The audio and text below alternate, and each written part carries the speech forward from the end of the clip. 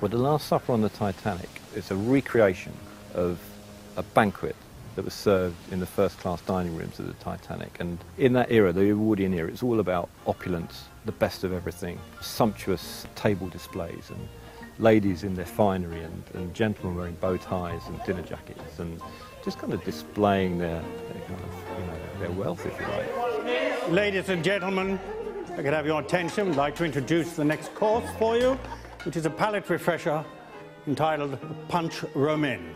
Thank you. We have a great time putting all this together, and I dress up in my, my floppy chef's hat and big false moustache, and it's just a bit of fun.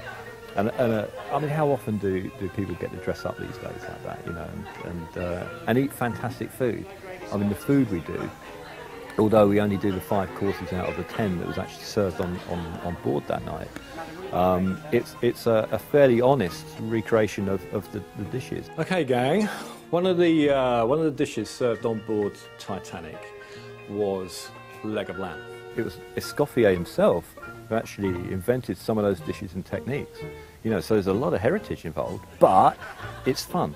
And I try and introduce some modern techniques as well, make it a little bit more on the presentation, get people thinking that they can actually recreate that Titanic feast in their own homes, I think it's quite aspiring for people.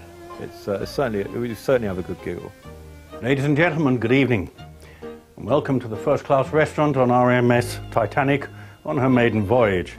It gives me great pleasure to read for you now your menu for this evening. Your first course will be a foie gras poêle on a crouton with onion marmalade and a glass of chilled sweet Montbazillac, accompanied by quail's eggs Benedict and smoked Dordogne duck breast. Your main course will be a succulent roast leg of French lamb, minted pea puree, pomme dauphinoise, with a minted lamb jus. And of course, ladies and gentlemen, you will be cooking all of this yourselves.